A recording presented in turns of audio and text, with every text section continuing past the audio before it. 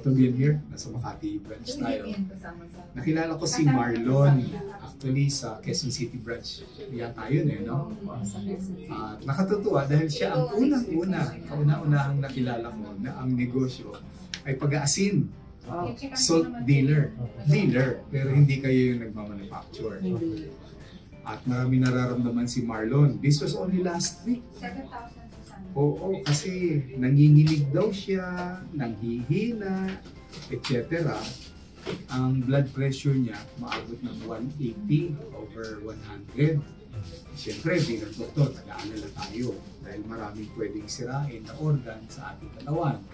Puso, yung utak, yung kidneys.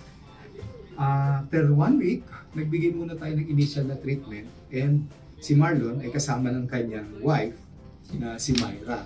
Ayan si Myra. Hello naman. Hello ka. Hello.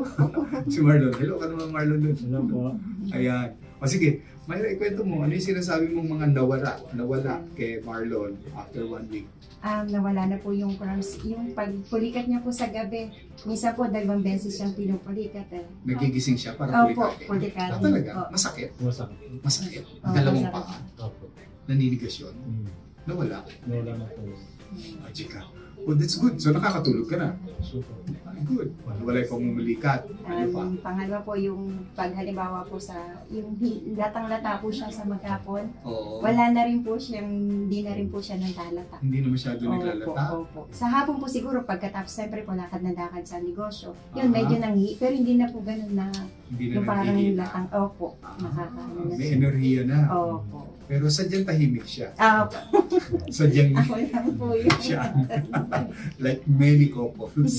Talagang yung babae ang marketing.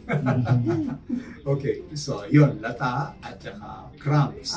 May panginginig ka kamo na Yung pigmento. ano po, Doc, yung sakit din ng mga buto niya sa talampakan. Tapos yung Masakit yung talampakan yung mo mga dati. buto-buto po. Buto, talampakan. Tsaka yung balakang. Oo. Lahat po yun nawala na po. Nawala? Yeah. Galing yun. God bless. Tapos pati rin sa palad. Ano yung sa palad? Yung parang, Parang kung ano, lagi siyang nangingilo. Nahirap siyang Nahihilo? ihawak po. Nilong-nilo po. Parang pag hilawak niya po na nangingilo siya. Hindi makahawak ng buti. Po. Binabasa niya po yung daliri, yung dulo ng daliri niya. Binabasa niya para. Tapos ngayon po, wala na rin daw po. Galing ano. So ipagpapatuloy na lang natin yung gamutan na ginagawa natin. And I believe yung dating 180 over 100, sa ngayon 130-90. So mapababa pa natin ng konti, no? At pag bumababa kasi yun, nakakadaloy ng maganda yung dugo mo eh. So syempre, yung mga organs mo, mag-i-improve yun. No? Tinupad mo ba yung mga payo natin sa pagkain? May hinihirit ka kanina eh, no? Baka daw Hindi, ano yung kinakain nyo na lamang? Sabi mo? ang broccoli, Broccoli, repolyo, tsaka po bell pepper, tsaka po yung Doc, yung ano, yung nilagang sweet potato, kamote. Pag merienda niya. Ako doon. Oo. Payan ako doon. Ano pa? Tapos po, nagbiblend po kami ng, ano po, ng, yung pong pipino. Pipino. At saka po yung may parsley po. Tapos, yun po, iba-iba. Tsaka lemon po, nilalagyan po lemon. Galing nga. Mabuti may nabibilhan ka ng mga yun. Po, sa market po ng Sabi. Sa Hagonoy. That's where you're coming from, no? Hagonoy, Bulacan pa.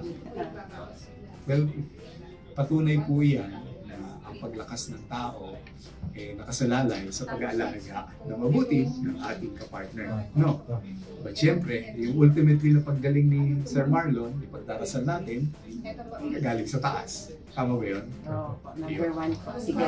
Number 1 ba yun? Opo. So, sabihan mo sila, number 1 sigat. Number 1 siga. Sabihan mo sir, sumunod kayo sa mga misis nyo. Number 1 po, sigat. Number 2, sumunod sa misis. Opo. Number 3, sumunod sa doktor. Opo. Ayun. Okay, so, ganda na balita. Salamat po.